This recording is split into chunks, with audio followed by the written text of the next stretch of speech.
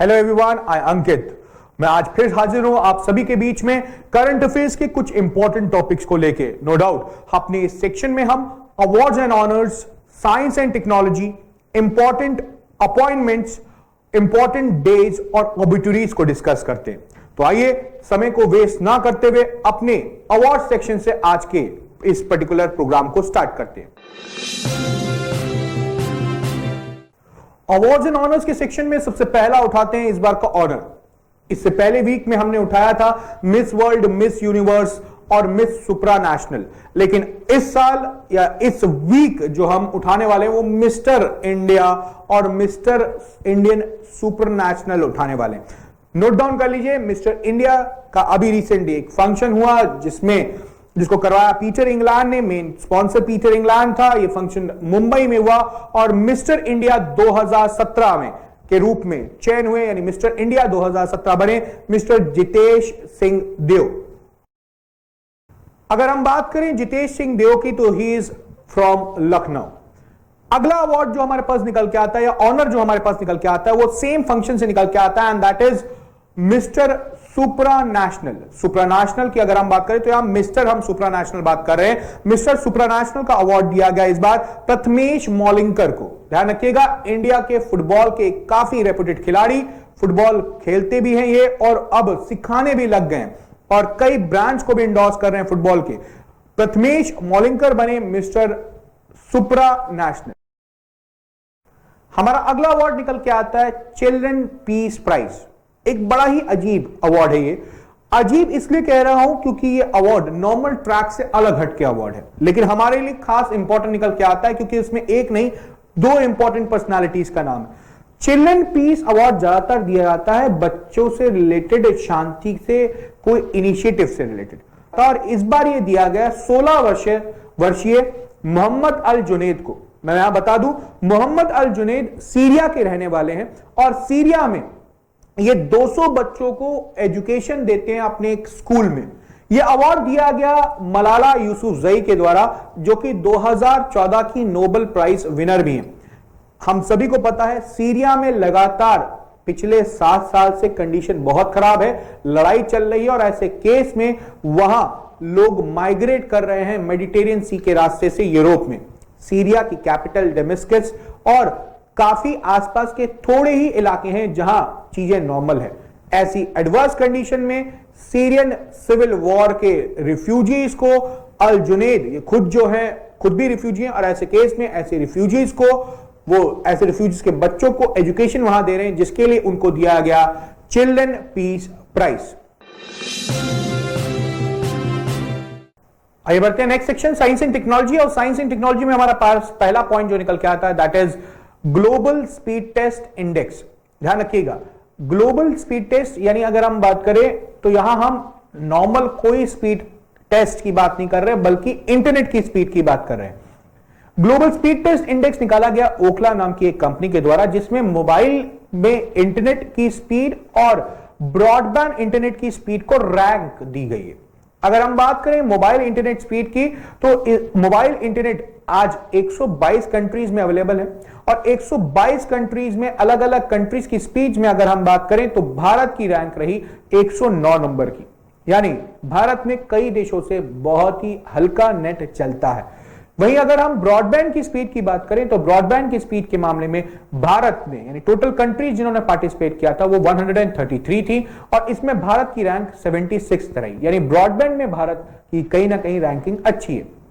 फिलहाल हमारे exam point of view से इंपॉर्टेंट क्या है, आपसे सवाल पूछा जाएगा दुनिया में सबसे फास्टेस्ट मोबाइल नेटवर्क पे चलने वाला नेट कहां चलता है या ब्रॉडबैंड पे चलने वाला नेट कहां चलता है, तो हमें पता होना चाहिए दुनिया में सबसे फास्टेस्ट मोबाइल नेटवर्क पे चलने वाला नेट या अगर हम बात करें फास्टेस्ट मोबाइल नेटवर्क कंट्रीज कौन सी हैं, इसमें नंबर 1 पे नाम निकल के आता है नॉर्वे।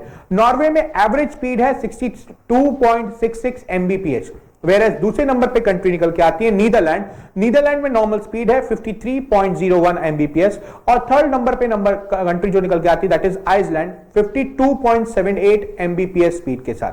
हालांकि अगर मैं बात करूं भारत की तो भारत में एवरेज स्पीड 8.8 एमबीपीएस की आती है। अगर हम ब्रॉडबैंड को देखें तो ब्रॉडबैंड में आंकड़ा अलग है। ब्रॉडबैंड में नंबर 1 पे निकल के आता है सिंगापुर, जहां 153.85 एमबीपीएस की स्पीड है। सेकंड नंबर पे निकल के आता है आइसलैंड, जहां 147.51 एमबीपीएस की स्पीड है। और थर्ड नंबर पे निकल के आता है हांगकांग, जहां 132.58 एमबीपीएस स्पीड है। हालांकि इंडिया अगर हम देखें तो इसमें ओवरऑल 76 रैंक पे है। आई रिपीट अगेन, भारत की रैंक मोबाइल नेटवर्क के मामले में 109 है और ब्रॉडबैंड नेटवर्क के मामले में 76 है।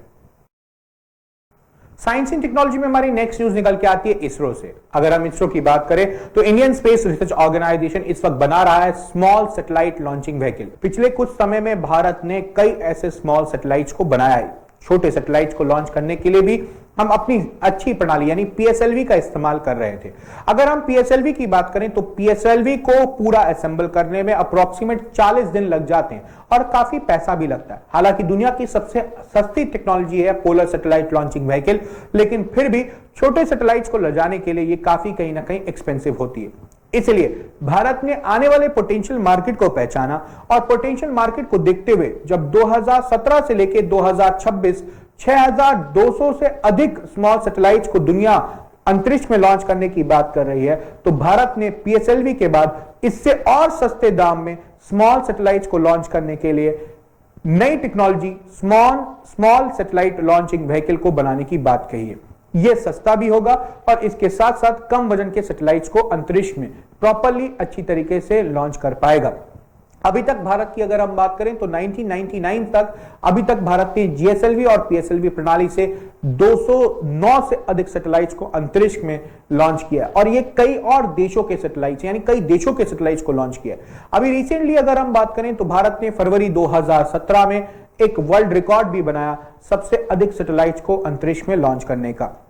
अब भारत सबसे छोटा सैटेलाइट लॉन्चिंग व्हीकल बना रहा है और यह सबसे छोटा सैटेलाइट लॉन्चिंग व्हीकल को वो बना रहा है वीएसएससी में। ध्यान रखिएगा, यहां वीएसएससी की हमें फुल फॉर्म भी पता होना चाहिए। वीएसएससी की फुल फॉर्म है विक्रम साराभाई स्पेस सेंटर।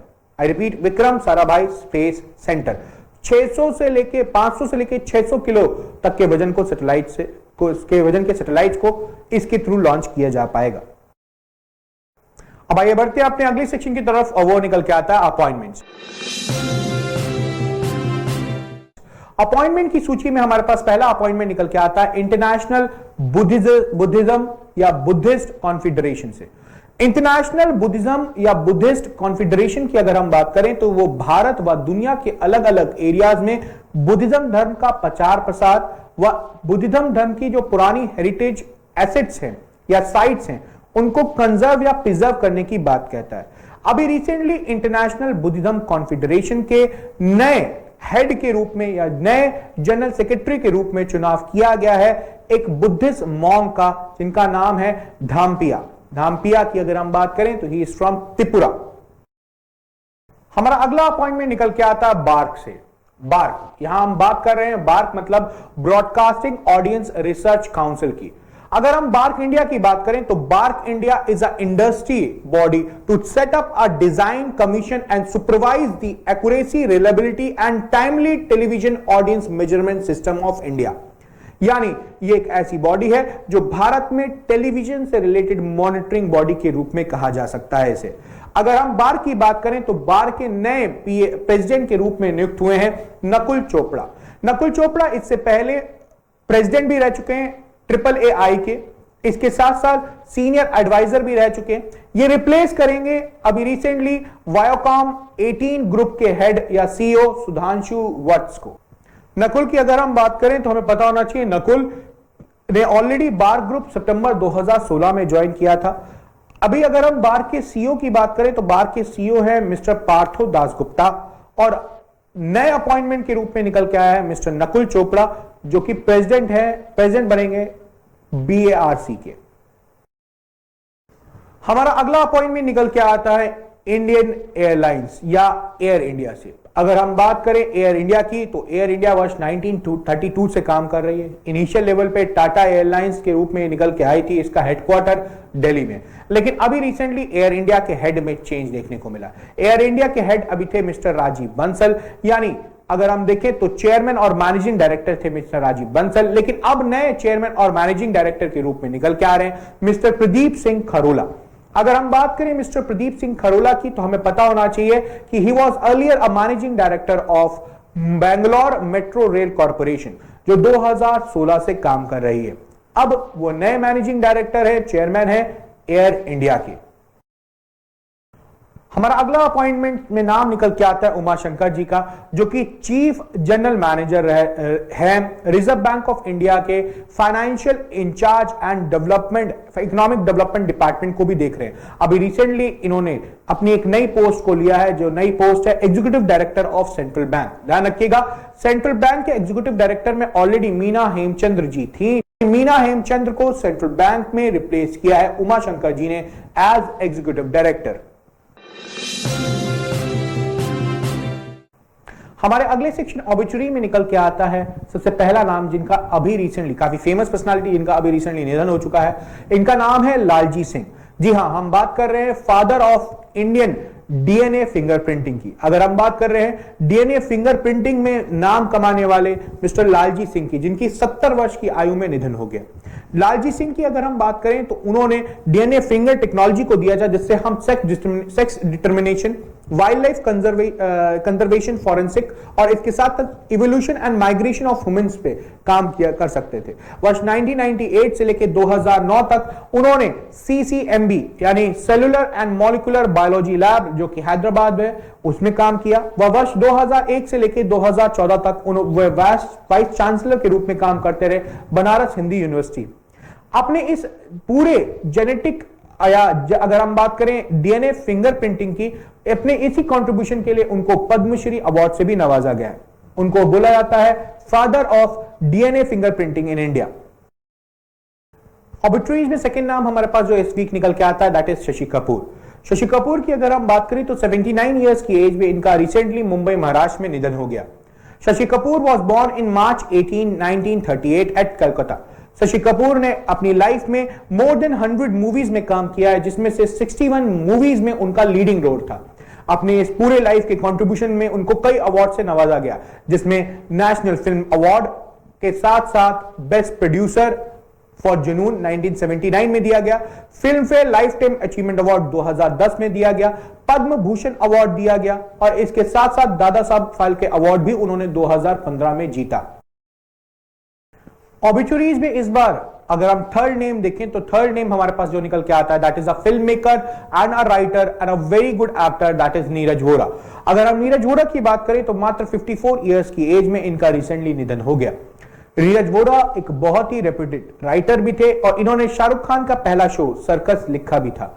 अभी रिसेंटली अगर इनकी मूवीज की बात करें तो वो 2015 में निकल के आई थी, जिसका नाम था वेलकम बैक। आइए बढ़ते हैं अपने आखिरी सेक्शन की तरफ और हमारा आखिरी सेक्शन निकल के आता है इंपॉर्टेंट डेज। इंपॉर्टेंट डेज में अगर हम बात करें तो इस वीक हमारे पास एक ही इंपॉर्टेंट डे निकल के आता है, that is on 14th of December. 14th of December को बनाया गया नेशनल एनर्जी कंजर्वेशन डे। आप सभी को पता है EES energy efficient service limited और ऐसी कई और रेप्यूटेड बॉडीज जैसे कि ब्यूरो ऑफ एनर्जी एफिशिएंसी आज इंडिया में एनर्जी एफिशिएंट गैजेट्स पे वर्क कर रहे हैं। अगर हम देखें तो दिस यानी नेशनल एनर्जी कंजर्वेशन डे इस साल जो बनाया गया, इसमें भारत के 14th प्रेसिडेंट रामनाथ कोविंद जी भी वहां थे इस ओकेजन पे और ब्यूरो ऑफ एनर्जी एफिशिएंसी ने आने वाले दिनों में और भी एनर्जी एफिशिएंट गैजेट्स को लाने पे कंफर्मेशन दी है। इसके साथ साथ भारत के minister for states of power and new and renewable energy mister आर.के. सिंह ने भी कहा कि आने वाले दिनों में काफी एनर्जी एफिशिएंट गैजेट्स आएंगे ताकि हम सोलर एनर्जी से कम बिजली का उत्पादन में भी ऐसे एनर्जी एफिशिएंट गैजेट्स को ला पाए या उनका इस्तेमाल कर पाए। इससे रिलेटेड पहले भी इंस्पायर नाम के एक सिंपोजियम ऑलरेडी हो चुका था, इंस्पायर 2017, जो कि एनर्जी एफिशिएंसी से रिलेटेड था। ये AEEE यानी alliance for energy efficient economy व वर्ल्ड बैंक व इसके साथ साथ EESL यानी एनर्जी एफिशिएंसी सर्विस लिमिटेड ने मिलकर करा जयपुर राजस्थान में। That's all for this week। अगली बार फिर से आपसे मुलाकात होगी कुछ नए करंट अफेयर के साथ।